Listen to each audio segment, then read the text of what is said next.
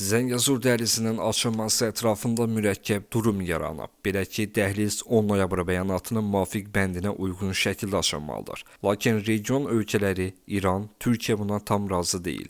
ABŞ, Avropa İttifaqı isə Rusiyanın dəhlizə nəzarət etməsi ehtimalı ilə barışmır. Bu çətin situasiyadan Bakı hansı şəkildə çıxacaq? Hazırda Azərbaycana dəhlizin açılmasından çox açılmaması sərfəlidir. Bakı müəyyən qədər zamanın keçməsində maraqlıdırmı? Qlobal info.az-da danışan politoloq Aytən Qurbanova deyib ki, Zəngəzur dəhlizinin açılması ətrafında gedən proseslərdə maraqlı tərəflərin yanaşmaları Azərbaycanın bu məsələyə dair mövqeyində ciddi dəyişikliyə səbəb ola bilməz. Çünki Zəngəzur dəhlizinin açılmasının süni maneələrlə gecikdirilməsi heç bir halda qəbul edilən yanaşma deyil. Hər zaman olduğu kimi, bu məsələdə də Azərbaycan götürdüyü öhdəliklərə sadiq qalır və üçtərəfli bəyanatın 9-cu bəndində təsbit olunduğu kimi dəhlizə nəzarətin Rusiya Federal Təhlükəsizlik Xidməti tərəfindən həyata keçirilməsi nəzərdə tutulur. Əgər Ermənistan tərəfi iddia etdiyi kimi rəsmi olaraq bu bəyanatdan imtina etsə, onda vəziyyət dəyişə bilər.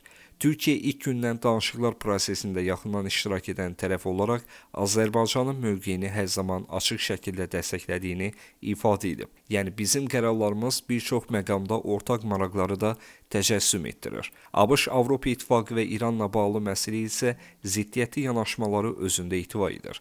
Çünki bəhanə olaraq Ermənistanın suverenliyi məsələsini gündəmə gətirən bu regional və qlobal aktorların əsas hədəfi dəhlizə nəzarəti birbaşa icra etmək və ya ümumiyyətlə kommunikasiya xəttlərinin açılmasına mane olmaqdır. Əslində sülh danışıqlarını manipulyasiya etmək cəhdlərinin arxasında dayanan ən önəmli hədəflərdən biri də məhz Zəngəzur dəhlizinin açılmasına mane olmaqdır. Ekspert deyib ki, dəhliz məsələsi sülh gündəliyindən çıxarılsa da sülh müqaviləsi olmadan dəhlizin təhlükəsizliyi ilə bağlı davamlı zəmanət verilə bilməz. Deməli, bu iki proses bir-biri ilə sıx bağlı olmaqla yanaşı, iki istiqamətdə də uğurlu nəticənin əldə edilməsi paralellik prinsipi ilə mümkün ola bilər.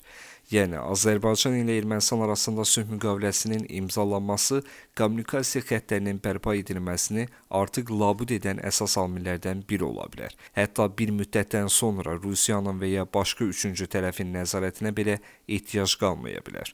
Ona görə də ümumiyyətlə sülh müqaviləsinin imzalanması bu aktorların heç biri üçün maraqlı deyil.